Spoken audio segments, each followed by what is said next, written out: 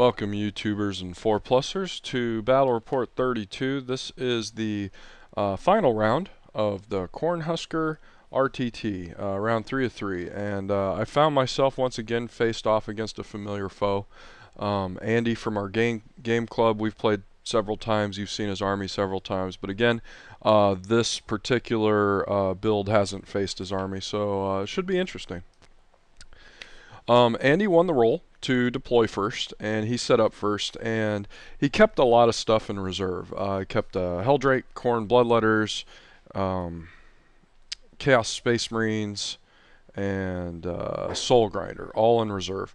So seeing how he set up, you'll see that essentially what I did with my setup is I lopsided my army. I gave him, you know, my little MSU Immortal units to peel through with his Khorne Lord on a Juggernaut, his Reaper autocannon guy, or his Hellfire autocannon guy, and his Lord of Change. And then he's got a Skull Cannon there in the center of the board, and I kind of shifted all my stuff away from his Reaper guy just to protect my vehicles and my heavy destroyers. Andy, first turn, or the demon's first turn, he rolls up and does some shooting and just ends up picking off a few immortals. He kills one immortal with the pink horrors, kills another immortal with skull cannon, and then kills 3 immortals with the Lord of Change and the Forge Fiend is what it is. I just remembered the name. My first turn, pretty brutal. I go after him. His Khorne Lord on the Juggernaut, unfortunately for the Khorne Lord, actually ran 6 inches and made himself an immediate threat on the previous turn. So I unloaded on him with heavy destroyers and lances and ended up killing him first turn before he did anything. Had enough heavy destroyer and lance fire left to finish off the skull cannon as well, and then the Tesla barges just fired into the pink horrors and almost cut the unit in half. We killed 7 out of, I think, 18. On Andy's turn 2, the Soul Grinder and the Chaos Space Marines and the Rhino and the Bloodletters all arrived. You know, we got 2 Deep Strikers, and then the Rhino drives on the board. The Forge Fiend hops up to maybe get some better shooting. He throws out the Portaglyph and gets 6 Demonettes out of it. And the Lord of Change advances again. Lord of Change kills an immortal with his Flickering Flames of Tzeentch. The Soul Grinder pops a couple of immortals and manages to hang a wound on my Warlord. My Warlord had a Septernal Weave, so he was tanking the AP3 shot from the Soul Grinder. You can see the Bloodletters ran and spread out, and then the Pink Horrors put a few more wounds on those immortals. Those immortals with the 2 Cryptechs that took the wounds from the Pink Horrors, they're actually camping on a Skyfire Nexus, and that's going to come into play here in a second. My turn, essentially what I'm doing is I'm just backing up and staying on my board edge, which I think is the proper thing to do. His army's heavily reliant on close combat. Skyfire Nexus guys put 2 wounds on the Lord of Change. Everything in range of the Bloodletter shoots at him, and we cut him from 16 down to 4. Pretty good, honestly. And then the heavy destroyers managed to pick off the Portaglyph. The Tesla barges continue to work on the pink horrors. We get them down to either 4 or 5 horrors and a Herald of Tzeentch. They're getting chewed up as the game goes. We missed Andy's turn 3 in the pictures. I'm sorry about that. But I can kind of tell you what happened. He picked off a few more immortals, but nothing major changed on my end. He did manage to charge with the Bloodletters into the closest squad of immortals and Cryptechs, and they did hold. It was only 4 Bloodletters, so it's actually reasonable that I could withstand that. So on my turn, I moved my destroyers again, spread out a little bit, moved the Tesla barges, get some shots on the Demonettes and kill 5 of them with 1 barge. The other 2 barges finish off the pink horrors. And the destroyers just kind of redeploy to start taking shots at different things. I was thinking the Soul Grinder originally, but I'm not sure what I ended up shooting at with them, but I'm sure they did their job. Andy's turn, This would be Andy's turn 4, I believe. He rolls on the Warp Storm table, gets a Khorne's Wrath.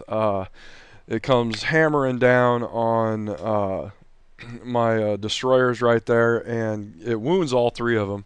And I ask the question, hey, can I go to ground, take 6-up saves, because otherwise they're all dead. So there's no point in not going to ground, and kill points is the secondary objective.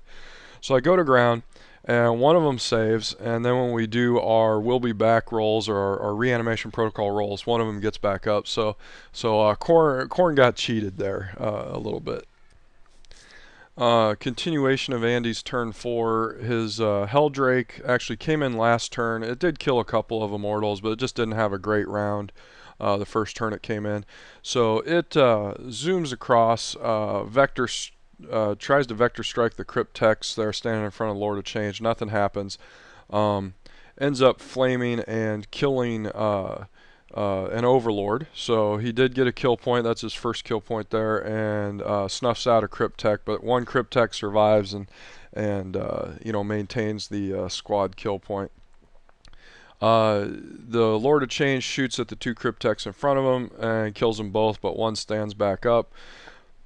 And the Immortals and Cryptek there finish off the last Bloodletter, break out of combat, and start consolidating around the end of the Soul Grinder.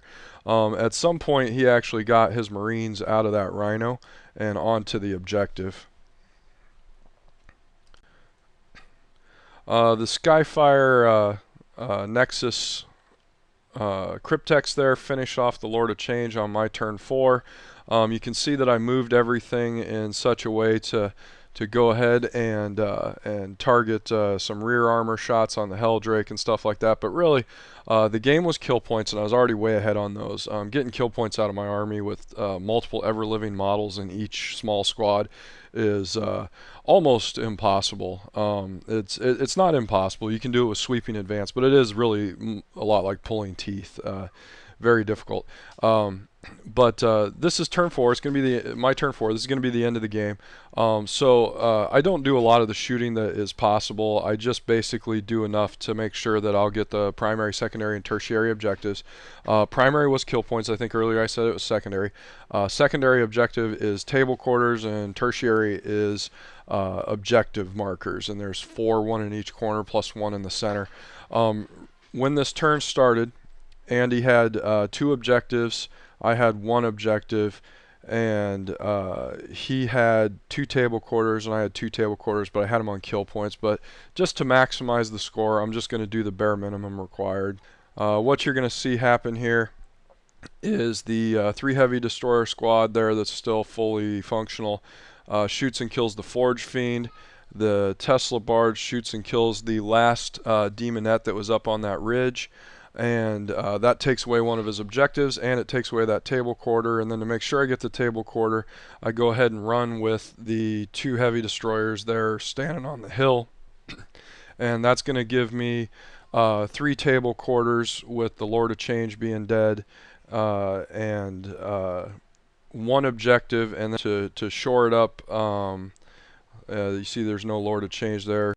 There it is. To shore it up, what I do is I move my Immortals to contest that objective. So I end up winning the primary by quite a big margin. I gave up 1 kill point this game. We actually decided to call it 3 because we didn't discuss the rules ahead of time as to whether or not the Cryptex counted as part of the squad they were in. And in 2 of the squads, he did kill all the Immortals, and it was just the Cryptex left. So we gave him 3 kill points. But it didn't make a difference in the long run, and this is one of the reasons why you need to discuss things with your opponents, especially when there's no hard set raw rule describing it. So I sneak up there, I stay 1 inch away from everybody, dispute the objectives. So I got kill points. I got 3 quarters to 1 quarter, and I ended up with 1 objective to no objectives when it was all said and done. It was a good game. Deploying second and seeing his deployment and being able to kind of neutralize a lot of his big units really was a key factor in this game. This is the final score of the tournament. The guys that are highlighted in green are guys from our 4+ clubs. So there was 5 awards given out, and we took 3 of them home. You'll see I got Best Sportsman there with second highest battle score, not too bad. I need to improve my painting, it looks like. And Corey G, that was the guy I played in the first round, ended up in second place overall. And you can see first place there, Adrian. We actually talked to him after the game. He was playing a Tzeentch FMC list, which I think would have been a great matchup against mine. It may have come down to, with that list, the first turn or failed grounding test orders, because my army definitely has the tools needed to take apart the flying monster creature lists with lots of high strength and low AP shots. It's a great scoreboard there if you take a look at it. We had a great showing. Andy, my third round opponent, ended up with best painted. His armies always look fantastic. I think I actually might get a chance to play Adrian. He plays in a sister city that is just about an hour away, and we make it there about 4 or 5 times a year. So maybe I'll get lucky and get to play him. Very, very happy with the results. Our club had a good showing, that was excellent. And there you go. There's a picture of the Necrons again with the award. So that was pretty nice. As you can see, I'm Marv. And then let's go ahead and roll the credits. So Andy, thank you very much for a great game, and you were quite the sport. It's interesting. In tournaments I won't let up. I will let up in our casual games a little bit. Like if I know an opponent's having a hard time, I may purposely lay off a unit that I know I can kill to let it get into combat and do what it's supposed to do. But in a tournament, I kind of forego that, and getting best sport was kind of nice. I got to be honest with you, that was a really nice ending to the tournament for me. Nothing wrong with second place, that would have been cool too, but getting best sport tells me that maybe I'm not quite as big of a tool when I play people, and I'm playing them with a hard list, and obviously they can maybe separate the list from the person, and I try to be pretty forgiving when I play, even in a tournament environment.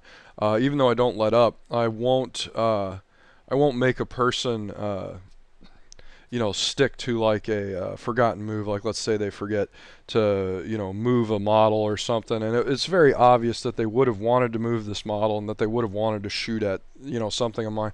I'm not going to say, oh no, you can't do that, you missed your opportunity.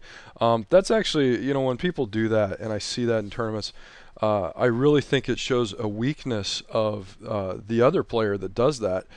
They're not able to, they're not confident in their ability to win with their opponent bringing their best game, or they just want the win so bad they don't really care how they get it. And that's definitely not the way I play. And best sportsman, that was like I said, a very nice reward for me. It's the first time I've ever gotten best sportsman, so I thank all the guys that I played against for the rankings, and I really enjoyed the games, and I'm looking forward to playing more, and hopefully I can get a game in against Adrian. I really would like to play the Tzeentch Flying Monstrous Creature list. That sounds like it would be a lot of fun. Thanks everybody for watching, and I'm sorry for the long-winded monologues.